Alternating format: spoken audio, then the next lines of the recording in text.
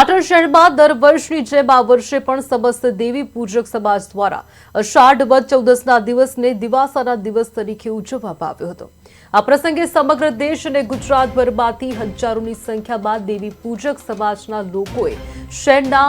હડકમાઈ મંદિર પાસે આવેલ દેવી પૂજક સમાજની સ્મશાન ભૂમિમાં અને પીતાંબર તળાવ પાસે આવેલ સ્મશાન ભૂમિમાં પોતાના સ્વર્ગસ્થ કહી શકાય કે સ્વજનોને શ્રદ્ધાંજલિ આપી હતી। ત્યારે સ્મશાન ભૂમિમાં મહિલાઓએ પોતાના સ્વજનોને યાદ કરી હૈયાફાટ રુદન કરી અશ્રુભીની શ્રદ્ધાંજલિ આપતા સમગ્ર વાતાવરણમાં ગમગીની ફેલાઈ જવા પામી હતી।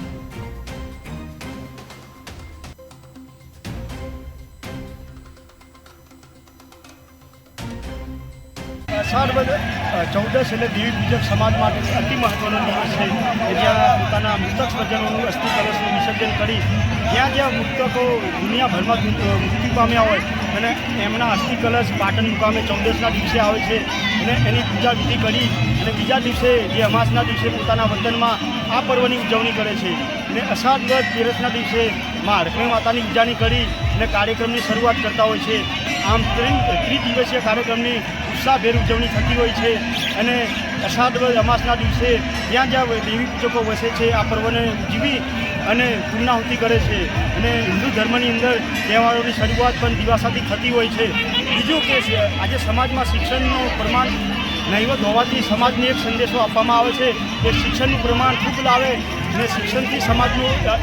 હિત જોડાયેલું છે અને દીકરાઓને દીકરીઓને ભણાવી અને સમાજમાં શિક્ષણનો લાવો અને ઊંચી સ્પર્ધાત્મક પરીક્ષાઓમાં પાસ થઈ જાઓ અને બીજું કે જે લાઇબ્રેરીઓ બનાવવામાં આવી રહી છે સમાજના દાતાઓ દ્વારા તો ખરેખર આજ લીલા મંગળ ચેરિટેબલ ટ્રસ્ટને પણ હું આજના દિવસે